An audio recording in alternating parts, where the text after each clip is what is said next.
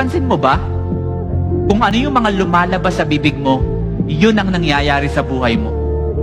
Pag lagi mong sinasabi wala kang pag-asa, wala ka talagang pag-asa. Pag sinasabi mo na wala kang pera, wala ka talagang pera. Pag lagi mong sinasabi na hindi ka nagagaling, hindi ka na talaga gagaling. Because sabi ng Biblia, the abundance of the heart, the mouth speaks. And I want you to know, hindi yun ang design natin. Kasi minsan, nakakalimutan natin yung identity natin, di ba? Ipapaalala ko lang kung sino ka.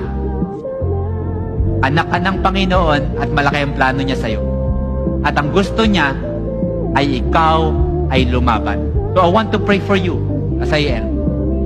Sa mga tao dito na feeling mo lagi you are defeated or feeling mo na parang wala kang pag-asa sa buhay, I want you to know, nagkamali ka man minsan, that is not your identity.